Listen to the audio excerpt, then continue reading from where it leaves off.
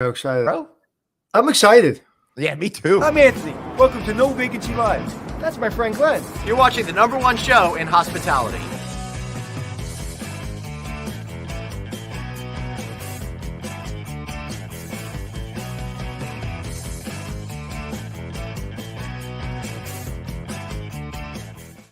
Hey everybody, welcome to No Vacancy Live. We got Anthony Belcuri over there. I'm Glenn Hausman. Thanks so much for tuning in. We appreciate you spending maybe your lunch hour with us if you're on the East Coast. Anthony, it's great to see you today. Look at me. I'm trying something different. Can you tell? Can you tell what it is?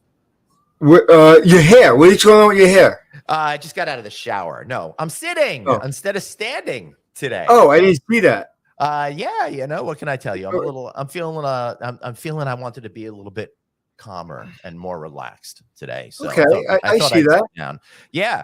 But hey, you know what else is going on? I got to remind everybody about our good friends over at Avgo. They are a virtual front desk, human assisted front desk automated check-in kiosk. That means your guests can check in without having a human being on property, but there is a human being that's they can look at in that machine. So they still have that interaction that they crave, but they still allow you to not have to worry about filling that position. We know you're having trouble filling it anyway. Do check-ins, checkouts, upsells, upgrades, payment methods, and payment processing, reward connectivity, room and meeting space reservations, concierge services, everything you want in that one machine. How cool is that, Anthony?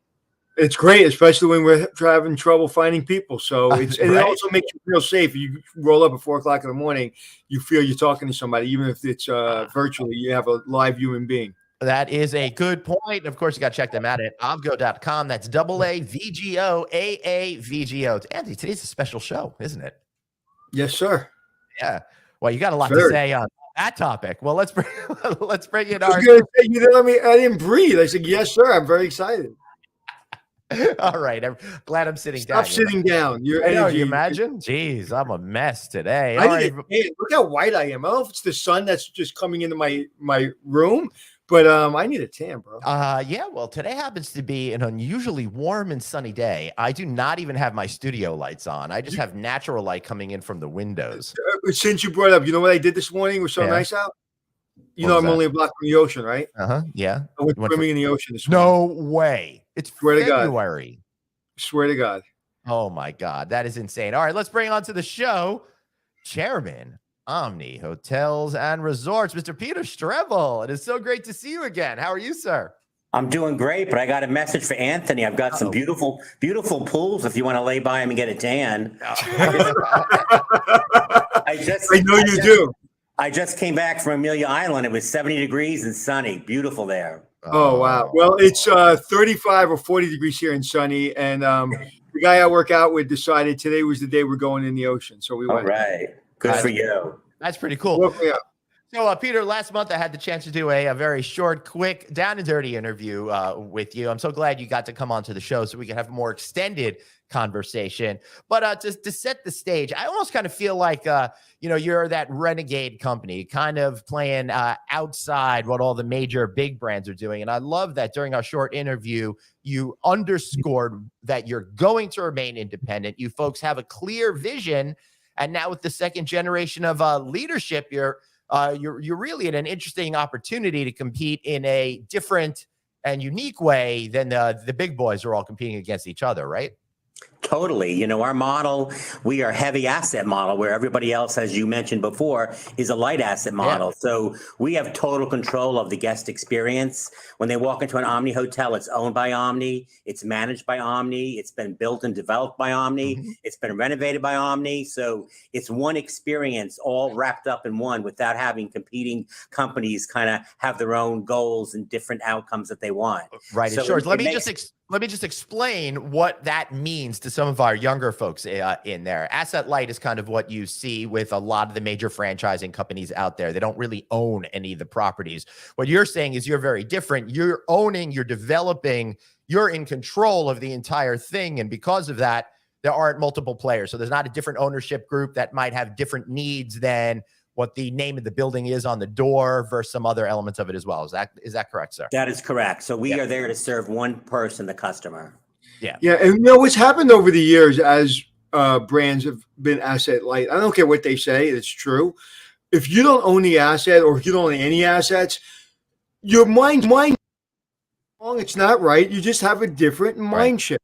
And when when you own the real estate and you own and responsible for everything that happens in that hotel, it's just different.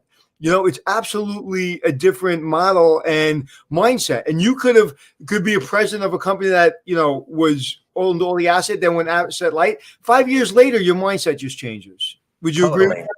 Totally. And I think our employees, people that come to work for Omni Hotels that have worked for other brands in the past, love working for Omni because of the total control, and that our core business is hospitality. Our core goal is to please our customers and entertain our customers. We don't care about stock prices. We're profit motivated. We're a profit for business, but that's not the main motivation. The main motivation is that we believe that customer satisfaction, repeat customers, is what makes a hotel successful. So for those people who aren't really familiar with the Omni story, how it started, why it stayed independent, and now second generation, can you bring people through that because a lot of people aren't familiar? Sure. It actually kind of goes back to 1958. We were started by a family called the Dunphy family, and they started buying up hotels and inns in New England. In 1973, they purchased Omni Hotels, which was a chain of 3 large group hotels, one in Atlanta, one in Miami, and one in Norfolk, Virginia. And the Dunphy family purchased them and changed the whole name of the company to Omni Hotels and Resorts. Then they sold the company to Aer Lingus, which was obviously the airlines of Ireland. And then Aer Lingus sold the brand then to Wharf Holdings out of Hong Kong. And during those period of time, it went from owning by a family to kind of owning by companies and other businesses.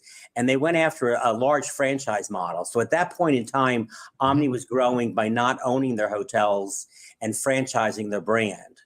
In 1996, we were purchased by the Rolling family out of Corpus Christi, Texas. Right. And they owned 7 hotels themselves.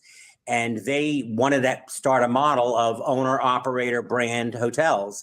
So they basically went to a lot of the franchisees that were in good positions, and we purchased some of those hotels. The franchise hotels that were not of the Omni quality, we actually got rid of them. So really from 1996 on, it's been back to a family business owned by one family, and all the real estate is the majority held by the family. Yeah. And when did you come aboard? Oh, I came aboard in 1988. Actually, I was with the company when it was just going from Aer Lingus to Wharf Holdings. So I've seen tremendous growth. Right. Tremendous change in philosophy, the way we do our business. But the core culture of the company was established by the Dunphy family. Mm-hmm. And I can actually say the strength of the Dunphy family and their core beliefs about family and associates carried forth, and the Rollings have adopted that. And Omni is probably in a better place of culture, family values, care for the customer, care for the employee than ever before. Yeah, well, we had our human resource director on, and I felt that completely. Remember, Glenn, when Karen we had Huffman. her? Yeah, she was fantastic. She was amazing. Yeah, Joy's been with us since the 70s. Wow. So, she really goes way back. And David Harker is your executive corporate chef, and he's, like I said, one of my dearest friends, and he's the best there is. And there's never been a harder worker in the hotel business. And that's saying a lot, because everybody works hard in the hotel business.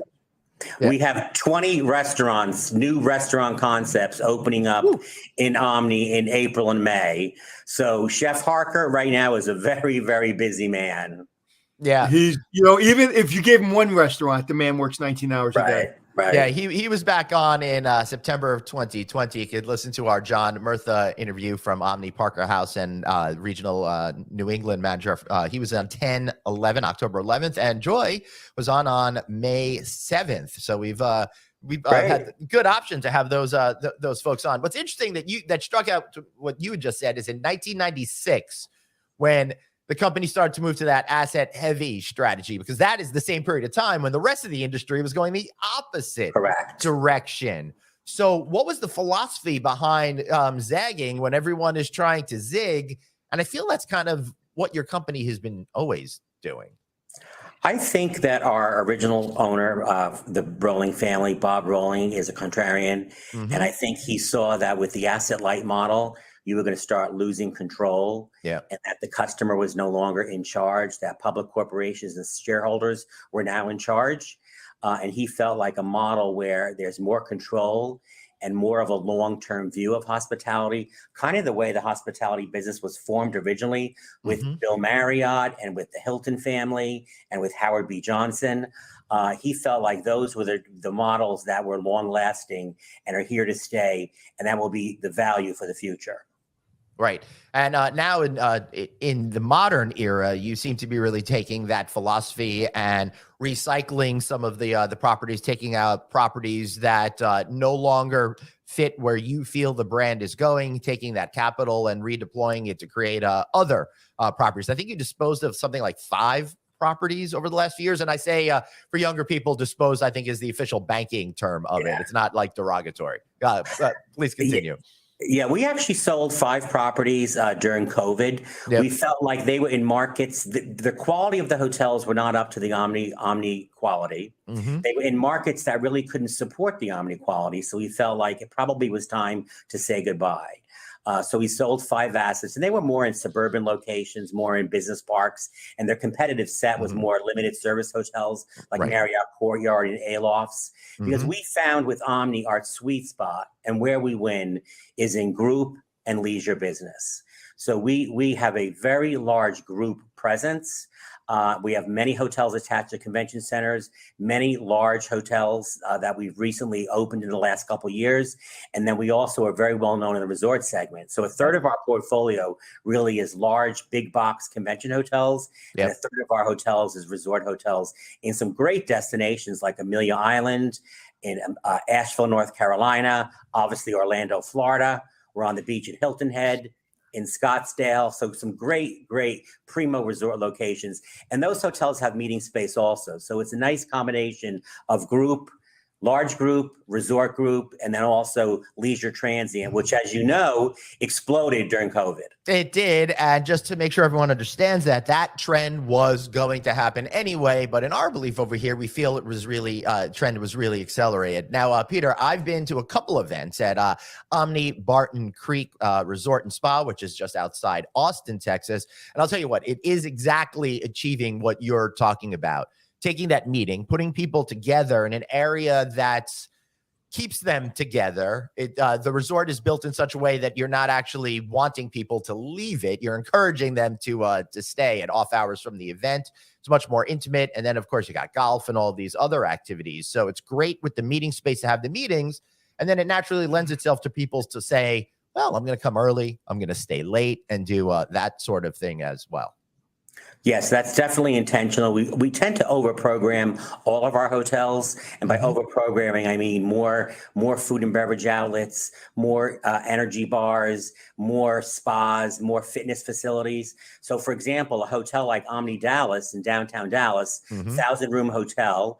Attached to the convention center. I just said over 100,000 square feet of meeting space. Yep. But we have found on weekends when there's no group business, we still sell out with the local community because people use it as an escape. They come to the pool, they go to the spa, they have dinner at Bob's Steak and Chop House, they go to the largest sports bar in Dallas. We've got 6 or 7 restaurants programmed right out the front door. So there's a lot to do, and it's like a little escape from your everyday life. Yeah. And since you control the hotels and the brand, you control the food and beverage. But where are we right now with your company? Not so much where the market is, but with groups. How is your hotel doing comparatively speaking, or your company, to 2019 numbers in group? We have been exceeding 2019 consistently since about last May. Group. Yeah, group really took off. And a lot of that is, again, our resort destinations. We do also have a large portfolio in the southeastern part of the United States, which makes it a lot easier. COVID wasn't as severely perceived in states like Florida and Texas. Right. I don't think COVID made it to Florida. Yeah. I think it was there, and it was in Texas too, but it wasn't as big as it was in California. But well, we didn't feel it was there in the summer of 2021 when we were at the AHOA conference, and Anthony stayed at your Omni over there. Yeah. We actually have been very fortunate. We ended 2022 about 17% ahead of our profit from 2019. So we did, obviously 2020 was a disaster. Yep. We didn't lose money in 2020. We still made money, but barely. Wow. 21, we came back pretty strong, and 22 was a really, really great year for us. And so far, we beat our budget in January. February's on par. Wow. So we're feeling very, very good about the next year. Okay, so again, this is. Do you have a question, Glenn? No, go for it. So this is my time to ask a question completely off track of what we're talking about. Excellent. You've been doing this a long time. Correct. So what was your first job in the hotel business, and why after all these years do you still love it? Well, my first job in the hotel business is kind of a funny story. I wanted to work in hotels, and I was in high school and wanted to go to hotel school for college. And my dad said to me he thought that was a stupid career and that he wanted me to be an accountant. Right. So he said to me, why don't you get a job in a hotel? So I was 17 years old, and I got a job as a desk clerk at the West Hampton Bath and Tennis Club and Hotel on the Ocean in New York. Walked into work the first day, fell in love with the business. Yeah. Hospitality's in my blood. I love to entertain people in my home. Right. I feel like every hotel I worked at is my home, and I've never turned back. I'm very fortunate. I said to my wife one day, and my wife's a nurse, and she has loved her career as well. And both of us really feel that we're blessed because we're both in careers that we love going to work every day. The hotel business has changed. In the beginning, there was no such thing as technology. There was very few amenities, even in luxury properties. Everything has changed dramatically. But the thing that has not changed is people want to be welcomed, and there's a human interaction, and people want to feel good about themselves. And I kind of go back to the saying from Maya Angelou, it's not what people remember, kind of what you said, it remembers how you made them feel. And at Omni, we think about that in our design, in our service standards, about how are we going to make that customer feel welcome and feel at home. So I have never, ever done anything else. I'm 62 years old, so you do the math, and very happy, and still every day out for the customer and out for the associate and creating memorable experiences. What an incredible thing that you've been with the company since 1988. That's a real testament to the culture of the organization. Well, I have to admit, I did leave for a brief stint. In 2001, I left and went to Cendant, based up in Parsippany, New Jersey. Which is now, everyone knows as Wyndham. Then they purchased Wyndham in 2005. I became the president of the Wyndham Hotel brand in 2005. Oh, and then I forgot about that. And then 2009, I came back home. I call it coming back home. I came back home to Omni Hotels and Resorts. Yep. And did you get punished, or did they allow you to come right home, or did they put They allowed me to come right home. It's a family business. I never left the family. I left for my kids were getting to the point of time to maybe move closer to home and my roots of where I grew up. But I never left Omni mentally. So when the day I decided I wanted to leave the public world of a asset-light company, I wanted to go back to a company that really stood for the customer and stood for the associates, and came back to Omni. And I think you're an example of what doesn't kill you makes you stronger. You've been through all the ups and downs of this business, and you still have love in your heart. And you love it because those ups and downs were just challengers. They weren't things that you allowed to overwhelm you. A lot of people in our business, some people leave because they allow these situations to overwhelm them. But when you really, truly love something, it's just another day to have an opportunity to get to the next day and do something better. Right. I mean, I've been through recessions. I've been through 9/11. I've been through the stock market crash. I've been through SARS. I've been through the COVID problems. And what I have realized is that the travel industry Right. is so, so strong. We come back furiously fast. I always say tourism and doctors, you need them both. Yes. And, I think people, it's no longer a luxury to travel. I think it's kind of like it's our right as humans to travel and experience different places. Yeah, it sure is. I love what you're doing with creating new properties and moving your brand up a little bit higher on the chain scale, inching into and finding yourself within the luxury segment. What's that process like for you, getting the brand to go that way? And was it consumer led or product led? How does something like that work when you make those changes? I would have to say, in this case, it was product led. Right. And again, that's our ownership. Our ownership, they put a lot of pride into the buildings they build. So when we started building hotels and renovating hotels, they're really a reflection of them. So I would have to say it was product driven. So we were sitting there on the operations team saying, oh my God, we're building these palaces that look and feel like luxury properties. We've got like Boston.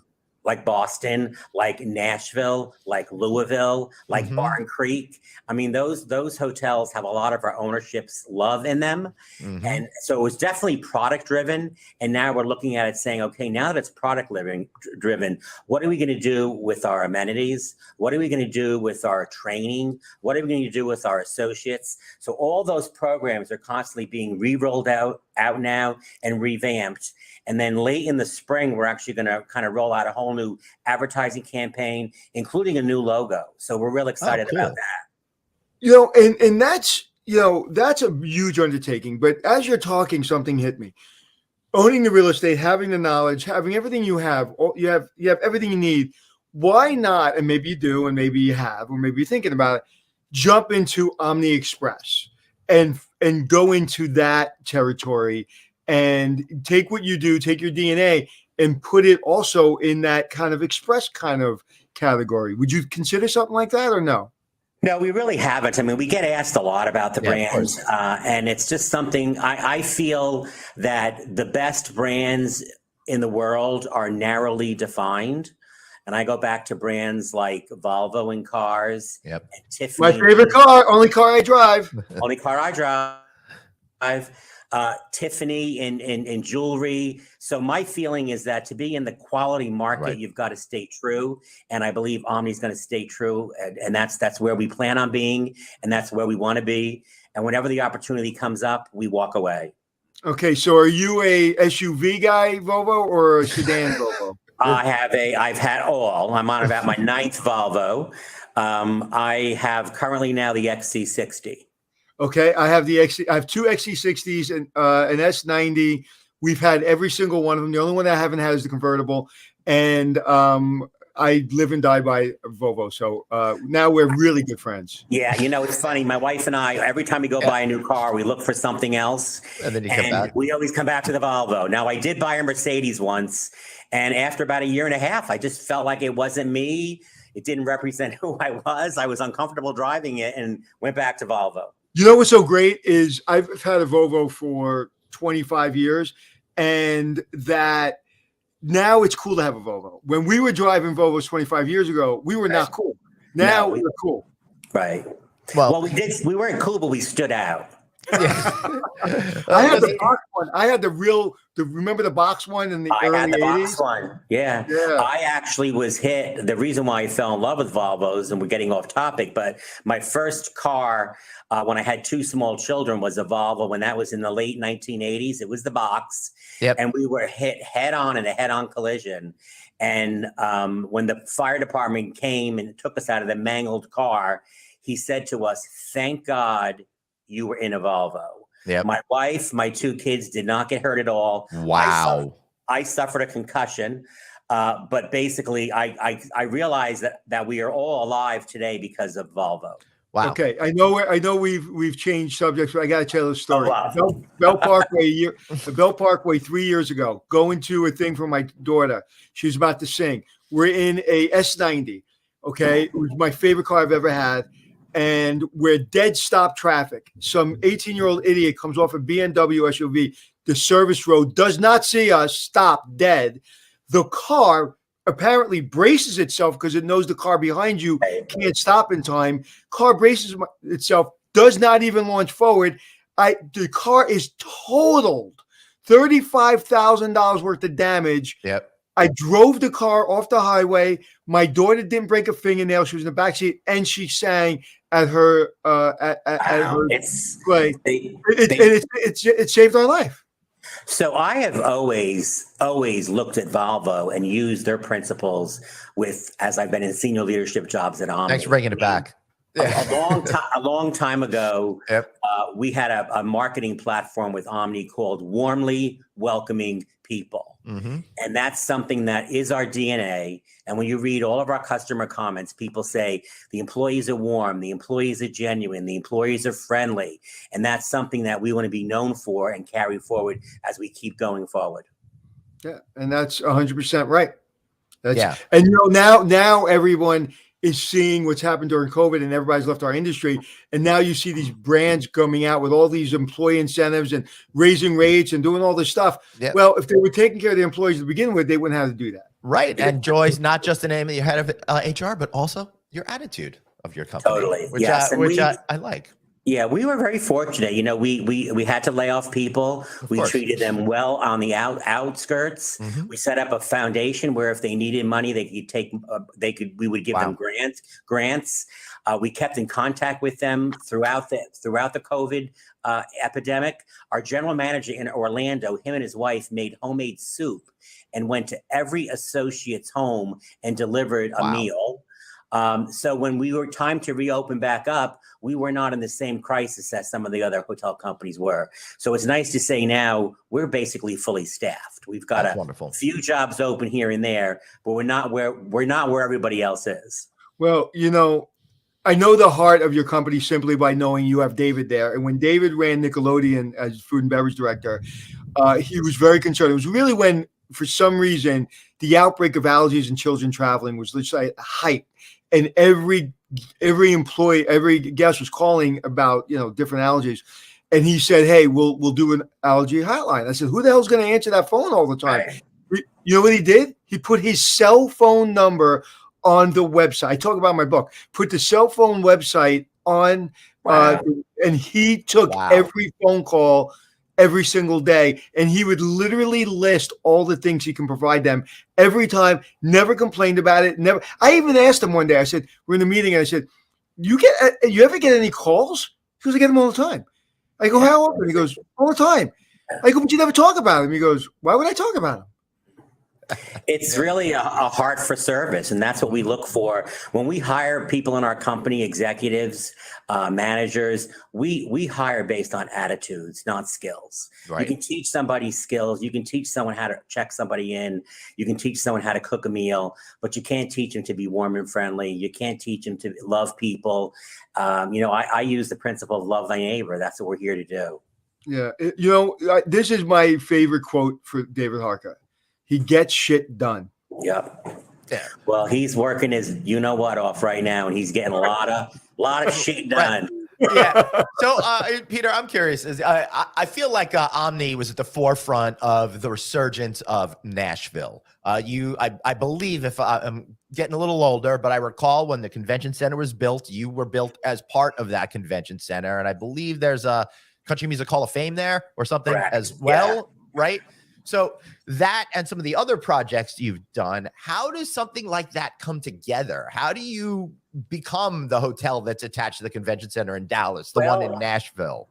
I would say the one in Nashville is an interesting story. The convention center was basically under construction. Mm-hmm. The city had already raised the funds to build the convention center, and they were working with another developer, which was going to be another brand that was going to actually build and own the hotel. Well, as you know, in 2008 and 2009, we had the stock market crash, Right. and the other developer had pulled out. They were not able to get financing. In walks the Rolling family, and we're a very low debt company, so we are very cash. We recycle every dollar we make back into the business. Wow. So whatever we make goes back to renovate hotels or build new hotels. So Bob was a little nervous because we were going into a recession, but he felt like he believed in Nashville, had a good relationship with the city mayor, had a good relationship with the city leaders, felt like the city was about to grow. So we bit the bullet. We committed to building the hotel. And it was an overnight sensation and really led to Nashville. We were the first major new hotel in Nashville. And now if you go to that city, it's crazy. Right. But I can And they're building 3,000 more hotel rooms. It's insane. And we have still do well. That is an 85% occupancy market. We sell out every weekend in that market, and the hotel is tremendous. And is one of our best performing hotels. I just did a little analysis on Nashville because everybody tells me that it's overbuilt and that's not a good place to build hotels.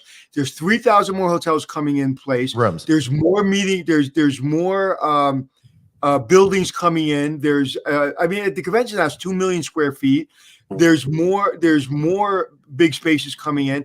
I mean, I don't think it's met its potential yet. No, I still think there's a lot more. You know, it was kind of a second-tier city in the beginning. When we first opened, just so you know, when we first opened the Omni Nashville, and I forgot what year that was, 12 maybe? It was before everyone else started building hotels I think down 12 there. maybe, 12 or 13. But we couldn't get pharmaceuticals to book meetings there because of the load of the airline load. Really? Yeah, I mean, there wasn't as many direct flights into Nashville. Well, today there's direct international flights into Nashville. So that is a story of if you build it, they will come. But that's where we also excel because we did that same model in Louisville, Kentucky. Louisville was expanding their convention center, one of the new headquarter hotel. So we got in there, worked with the city, used our capital. We don't have to borrow money. We used our capital to build a beautiful headquarter hotel right one street away from the convention center. And Louisville has completely turned itself around. The Marriott upgraded and renovated. The Gold House upgraded and renovated. Louisville is a very different city today than what it was before we opened up. Right. And that was in 2018. We just accomplished that in Oklahoma City. We work with the city. They built a brand new convention center. We opened the new Omni Hotel, and we are doing above what we thought we were going to do. We're bringing groups in from all United States. It's a beautiful hotel. And again, it's a story of if you build it, they will come. Right. And I think we're also a little bit of luck is behind us because people are into experiences today and they want to experience new things. And, you know, the city of Oklahoma City, I didn't know really much about it, but there's a lot there. There's a Native American History Museum that's wonderful. Just the whole pioneer story back in the wilderness days. There really is a wonderful story and wonderful things to do there, just like there is in Louisville. We went to Louisville thinking it was going to all be about horses, and we learned that it's all about bourbon. And it sure is.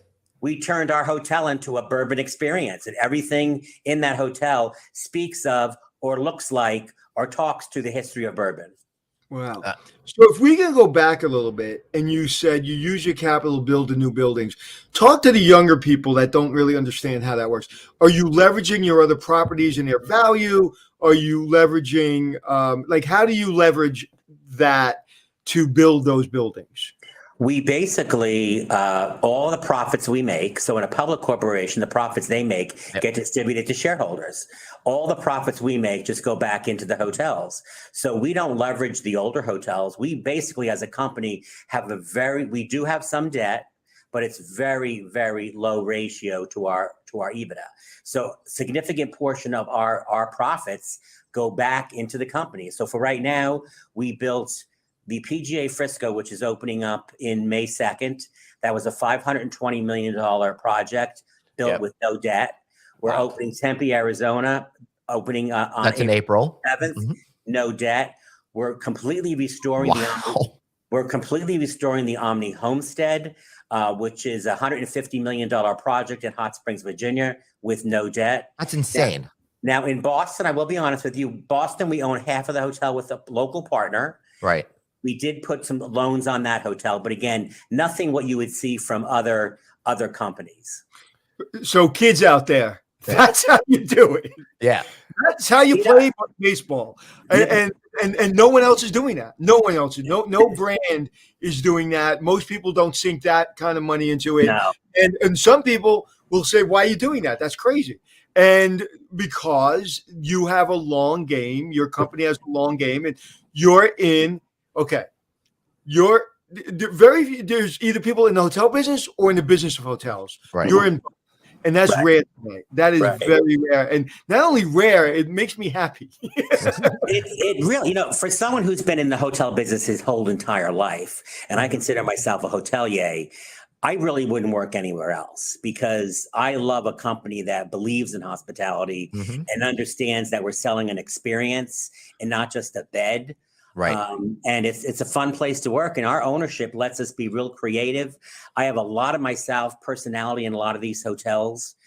For example, Omni PGA Frisco was working with the engineers and the architects on where should we put the bar, what kind of restaurant should we have, where should the meeting space be, how big should the meeting space be, should it have windows, should we have fire pits, should we have fireplaces? So, and it's not just me, but there's a whole team of people that work at Omni Hotels and Resorts that have been here for a long, long time. Mike Smith, who heads up real estate and development, 20 plus years. Wow. Laura McCoy, heads of design and development, 20 plus years. So there's lots of us that are in love and have passion for what we do. Yeah, and you can't find that because as a person that's only worked really for independent owners, there's a freedom. When we took over Nickelodeon, David, I, and the team, the owner said, "Don't ask for permission, ask for forgiveness, and don't screw it up." So if you get the right people in the right room and you get those orders, you laugh all day. You have fun all day and you break your butt all day. But at the end of the day, you're not worried about some idiot vice president coming in and trying to secure his job by telling you shit that, that stuff that you know isn't right. When you have complete access to the owner, that stuff is because when the owner tells you to do something, you maybe challenge them and then you say, okay, boss, I'll do it because that's the owner. That's the guy's putting the money in. But when you have these brands where you have 17 different reports, everybody's just trying to cover their butt. Right. And, our owners, I would have to say, if you want to ask them what they are like, they always say, what do you think? Right. Right. Whenever an opportunity is put in front of them, whenever someone says we should be doing that, they look at you and say, what do you think? Right. And that means that goes down to the housekeeper, because when you speak to a housekeeper and you say, hey, we're doing this, the first thing out of your mouth, I'm sure, Peter, is, what do you think? Right. It's, because the closest to the action has the most experience to make the decision, I always say, if you're cleaning the toilet bowl, you win. You make all decisions. Right. So, all right. So Peter, I'm I'm really fixated on this convention center or hotel thing. I'm curious to how this aspect of it works. You got a giant group that's coming into like the Nashville Convention Center, but you have meeting space as well. And you're definitely going to sell some sort of percentage of that meeting space to that group versus outside groups. What's the philosophy behind that? How's that work? And then is there opportunity to convert any of those groups to go to like Barton Creek or to another property, for example, in another year? To me, the hotel business, and when you get in sales, it's kind of like putting a puzzle together. Yeah. You've got to have the convention center business, which is really good. But when the move-in days and the move-out days of a convention center mean the hotel is going to be empty. So those are the days that you try to fill in with your own in-house business. That's why it's so important to have your own meeting space as well. Right. So, for example, the 2 days before the Home Builder Show builds into Nashville, we can have 3 days of being no business. So we bring in our own conventions. Omni has a very strong network of global sales people. We have 28 people that are on the street throughout the United States and all the different markets, and they collectively sell the entire Omni portfolio. And we do a lot of business where they'll be at Barton Creek 1 year, they'll be at our new PGA Frisco Resort 1 year, they'll be at La Costa the next year, they'll go to downtown Dallas, they'll go to Boston. We just had a meeting that just happened at the Omni Oklahoma City. Meeting planner called me up and said, we're going to Boston next year. So we do a lot of that. And again, our 28 salespeople that work for Omni, over half of them have been with us over 20 years. They sell one brand. They have intimate knowledge about every Omni hotel. So when a meeting planner calls them up and says, can we fit into the Omni Oklahoma City? They know exactly what the Omni Oklahoma City is, as opposed to a competitive brand saying, let me look it up. I'm not sure. And then they just spec. Every hotel, as you and I both know, has its own story. Right. And a 10,000 square foot ballroom in one place is not the same as a 10,000 square foot ballroom in the other place. It all depends on how wide it is, how narrow it is, the ceiling height, how big's the pre-function, how close is the bathroom. Well, we equip our salespeople with complete product knowledge of every Omni that they sell. Right. Interesting. Anthony, you So muted. I heard a rumor that you're going into Vegas. I would love to go into Vegas. We have been working on trying to get into Vegas, but Las Vegas is a very, very difficult market to be in. Yeah. Again, we would want to be in a primo location, and that means the Strip. And you can drive up and down the Strip and see that there's really nothing left there. So we have it on our radar screen. It'd be something that we would love to do, but at this point, there is nothing that I'm working on that's concrete to say, we're going to get in Vegas. But No, and just so you know, I started the rumor just now because I said, how am I going to ask that question to get a real answer? Let me I look at it this way. I mean, the two largest meeting destinations in the United States is Orlando and Vegas. Yep. And Omni, we're in Orlando. Yeah. Now, I'd love to be in Vegas. When you look at the top convention centers, the largest convention center, Chicago, we have a hotel in Chicago. Nashville, we have a hotel at the convention center. The Georgia World Congress Center, where the hotel is attached to the convention center. So we love that business, and we know that business is in Vegas, but there's a lot of barriers to entry, and the market's very established. So as you're looking at markets like Nashville, they keep building, but at some point, Nashville is going to not have any land left. Yeah. And that's where we are with Vegas. Well, I think in Vegas, Anthony, in Vegas that there's this project there that hasn't happened yet that was supposed to right across the street from the new convention center expansion. I think that might be some opportunity for them. See how Peter's making no expression in his face because he already knows what we're talking about. I know every parcel of land in that city. Well, I have something that I'll say off air where I think there may be an opportunity, but you probably know about it. But I'll talk about it off air. I do want to talk about one more thing before we wrap up today, Peter, and that's leadership development. When we had John Murtha on, it was amazing to me when he was talking about some people at Parker House who've been there 30, 40 years. You've been with the company for so long. You went through some other folks that have been there 20 plus years. How do you develop people within the company when they're younger to make sure that they not only fall in love with the hospitality business, but want to make a career with Omni? Well, we're really fortunate because, again, of our ownership model. I just was at the Omni Las Colinas Hotel today, and the director of rooms there is 31 years old. She's been out of college for 8 years, and she started with us as a lid at the Omni Amelia Island. She's been at 6 Omnis since. What does that mean, a lid? A lid, a leader in development. We hire her right out of college. I got it. Yeah, so she's been at 6 Omni hotels. Now, because we own and operate all our Omni hotels, one of our goals is to grow talent. In the industry that we play in, for example, if Host owns a hotel that's a Marriott in San Diego, there's no incentive for them to transfer or have their good manager transfer to another Marriott that's owned by another company. So we really build our talent from the ground up. If you look at our general managers, we very rarely have to go outside to hire talent. It's most of the time promotion from within. And that's because of the family roots, the independent owner, and we start our talent and grow careers. We call one of our programs Growing Our Garden. It's our garden, and our job is there to grow it. And we actually award every year at our General Managers Awards. One of the awards is for growing the garden. Which GM has developed the most talent? And every year that's the highest, probably most valuable award that Omni gives out. Wow. I love that. Yeah, that's pretty cool. All right, I'm fixated on some of your other new properties as well. We mentioned Frisco, but we didn't really talk about Frisco and its association with the PGA and stuff like that. You have something like 28 golf courses at your hotels. What's going on with golf right now? It seems to be a resurgence. I would have said 10 years ago it's over for golf. It was slowing down dramatically, but COVID kind of picked it up. I think COVID and Top Golf, those two things. Top made golf is great, and I don't like golf. Those two things made golf fun, and they made golf a great, ideal sport, and more people fell in love with it. The Frisco project is really an interesting project because the PGA really wanted to find a new home for golf.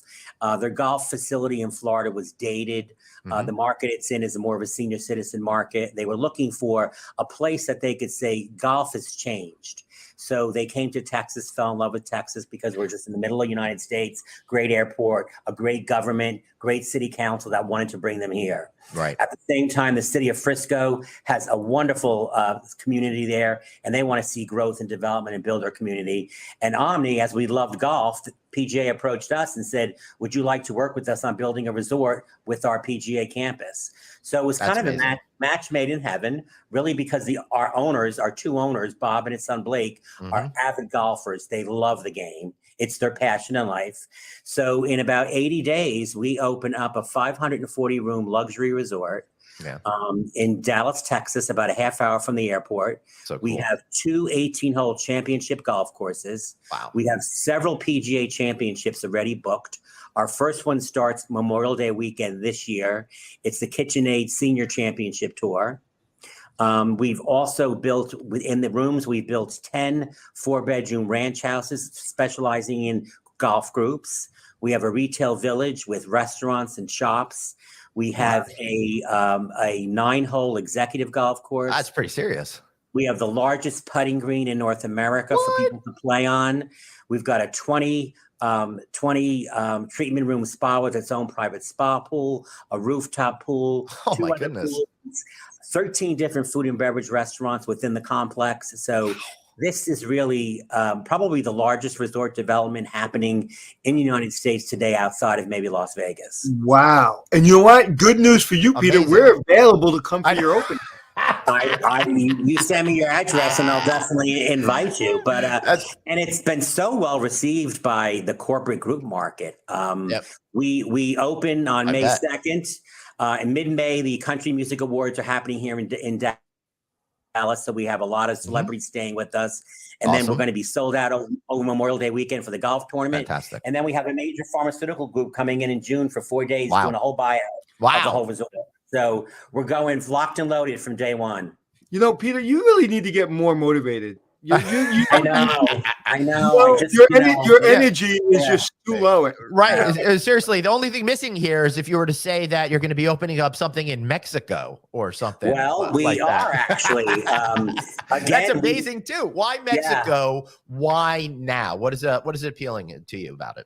Again, the truth of the matter is our owner, Bob Rolling, and his wife, Terry, loved vacationing in Mexico. Yeah. And they loved the Four Seasons. By Punta Mita. Yes, they loved the Four Seasons in Punta Mita. And in 2006, someone showed them a 90-acre piece of land, the best beach in that Punta Mita area. It is a gorgeous crescent-shaped beach, the best beach when I say that, because I've been to all the resorts there. Yep. And Bob purchased the land in 2006. Wow. And we've been sitting on it for all these years. And finally, all of a sudden, Punta Mita, as you well know, is exploding. Yep. Bears just opened up a resort. Conrad just opened up a resort. One and Only just opened up a resort. Four Seasons renovated the resort. So we are about a couple months away from breaking ground on an Omni resort, 250 units, bungalow style, large luxury guest rooms, 550 square feet with massive balconies, several restaurants. We're also building a golf course. We're working with the landowner across the street from us, and we're developing 18-hole golf course there. It's going to be a spectacular resort. Wow. It'll probably open in late 2025, and that'll be our first owned and operated hotel in Mexico. We do own 2 hotels in Canada. Canada, right? Yep. Wow. And more good news for you. We're available for ribbon cuttings too in Mexico. We got a long way off, but we are probably 90% designed the resort, worked with an interior design company, architectural firms, landscape firms. So we are definitely on our way and spending a lot of time working on what that can be and what it should be. Myself, with all my other team members at Omni, have spent tons of time in Mexico. We've explored all the resorts in Cabo, in the Punta Mita area, in the Cancun area, and the Riviera Maya area. Mhm. So we really feel like we're building something that is going to be truly, truly special in that area. Well, I did a show called 5-Star Secrets at One and Only Cabo. And as I'm walking through that resort, and as you know, they have their own beach, I was just like, wow. That I didn't know that brand before. So they opened up one about a year ago called One and Only Palmilla. And it's spectacular. Yeah. And what I love, one of the things I love about that brand is when they put their hand over their heart. That was that's something. But yeah, I can't wait to see it. I can't wait to go there. And you know, Glenn, like I said, you know, there's planes that go from New York. We're there. Yeah. And Yeah, for sure. But it's an excuse for me to see David. So yeah, but for real, Peter, if you'd invite us to come down to Texas, we'd love to, and we'd love to like do a show from there and stuff like that, and show off the property. I'll get with our public relations team and have you down. And well, we got somebody backstage actually, so maybe she's hearing right now. Peter, any final words? Anything you feel we've missed before we let you go? You know, I want to put a plug in for the Omni Homestead. The Omni Homestead is America's oldest resort. It opened up in 1766. What? 10 years before the Declaration of Independence was formed. We are completely restoring that resort. It's going to reopen this summer. It's open now partially. But part of it is they have these warm springs pools. It's in Hot Springs, Virginia, right? Hot Springs, Virginia. And the pools were basically dilapidated, and we restored those pools. We reopened them right before Christmas this year. And they're basically swimming time in those pools. It's mineral water. It comes out of the ground at 98.6 degrees. Wow, that's pretty normal. We can have up to 300 bathers a day in those pools. And we've been sold out ever since we've opened, with people coming to those pools. Wow. And the resort this summer is going to open with new restaurants, new guest rooms, a beautiful new wedding pavilion up on the top of a mountain overlooking the resort. Wow. So it is a magical, magical place that is a step back in time with all the modern amenities of today. Wow. Can't wait to see it. Peter, are you going out to Forbes event? I was not planning on it. When is that? That's the end of this month, 1st and 2nd of March. Anthony's going, but I've got a conflict I can't make. It's not on my radar screen, but I'm very familiar with it. We work with Forbes on some of our service standards, but I was not going to the event. Okay. Yeah. Well, if you do go, I'll buy you. Perfect. Would like that, or I'll buy you a drink. Nice, guys. Peter, thank you so much for being here. We really appreciate you. That was really fantastic. Thank you so much. It was a pleasure. That was, I can't wait. I'm an Omni fan. I can't wait. The Omni Nashville. I love Omni. I've stayed at them numerous times. And what I really like about it is that contrarian approach that we talked about today. You know, just because everyone is doing something doesn't mean it's necessarily the right thing for your company to do. Yeah, and there's something when you have that DNA that's been there that long, it just transcends. And you go to these resorts and you see these employees that have been there for years. It's a career. When you have a hotel company like this, you can really have a career. Yeah, absolutely. And if you want to empower your career, well, why not listen to all of our older shows? You can find those on audio at Apple Podcasts, iHeartRadio, Stitcher, SoundCloud, wherever you get your shows, we are there. And if you're listening to us right now, why not give us a watch? Find us on Facebook, LinkedIn, YouTube, and of course, all shows are housed on novacancynews.com. He's at Anthony Hotels. I'm at Traveling Glenn. Anything else before we go? No, sir. All right, everybody. See you next time in another episode of No Vacancy Live. Until then, remember, you've got one life, so blaze on and be kind to yourself. Bye.